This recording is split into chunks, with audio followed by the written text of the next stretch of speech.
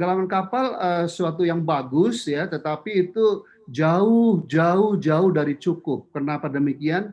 Karena akar masalah illegal fishing oleh nelayan asing itu 80% penyebabnya adalah masalah ekonomi dan teknologi. Hanya 20% yang masalah security, tenggelam dan bakar gitu.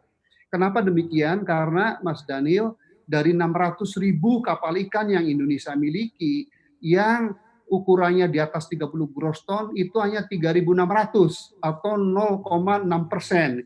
Itu yang membuat laut-laut kita macam Natuna, Sulawesi, Banda, Arafura, zona ekonomi eksklusif itu jarang sekali dimanfaatkan oleh nelayan kita. 90% lebih dari nelayan kita beroperasi itu di pinggir pantai.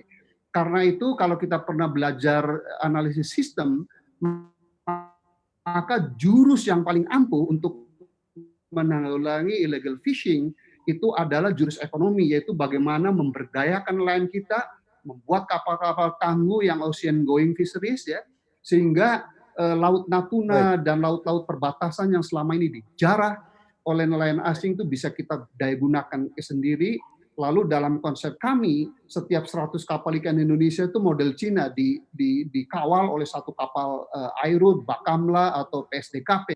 Nah itu baru akan selesai masalah illegal fishing oleh nelayan asing. Lalu kita kembangkan industri pengolahan terpadu di Natuna dan wilayah perbatasan untuk mengolah dan menciptakan nilai tambah dari hasil tangkapan ikan di laut-laut yang selama ini dicuri. Maka itu akan menciptakan sabuk kemakmuran itu atau prosperity belt di wilayah terdepan atau perbatasan Indonesia. Kalau wilayah terdepan kita makmur dengan industri perikanan dan kelautan, maka sekaligus dia berfungsi akan menjadi security belt atau sovereignty belt, sabuk kedaulatan dan pengamanan baik, gitu ya. Saya baik, kira itu yang harusnya kita lakukan ke depan gitu ya, baik. tepat pada sasaran dan mengurai akar masalahnya. Seperti yang Anda sebutkan sebelumnya Pak Rohmin bahwa potensi kelautan di negara kita juga ini sangat besar. Tapi apa sebenarnya yang menjadi masalah yang kemudian membuat hal ini tidak dapat dimaksimalkan oleh negara kita? Ya potensi besar kalau manajemen inputnya kecil ya outputnya kecil gitu ya. Betapa tidak, salah satu manajemen input adalah soal finance Bung Daniel itu ya. Kalau kita lihat data Ya. perbankan nasional maupun swasta, Mm, alokasi kredit di tahun 2019 tuh yang tercurah untuk sektor kelautan perikanan hanya 0,3% gitu ya. mm. Kemudian jumlah pelabuhan ikan juga demikian, policy-nya itu sangat menghambat ya. Kita nggak mungkin menginvite investor ya kalau hanya suruh membangun industri hilir tanpa ada Hmm, jaminan pasokan raw material. Jadi ke depan yang akan dilakukan oleh Pak Edi Prabowo, kita menginvite swasta nasional.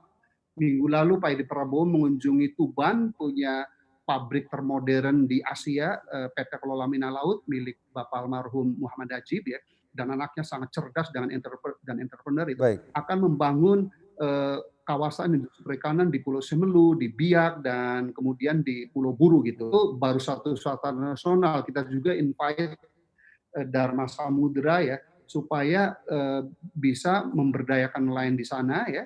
Jadi baik. nelayan akan kita modernisir dengan tetap mengindahkan azas kelestarian, menangkap ikan lebih banyak, lalu dibeli oleh si industriawan itu, diproses di situ akan membangkitkan ekonomi wilayah yang luar biasa.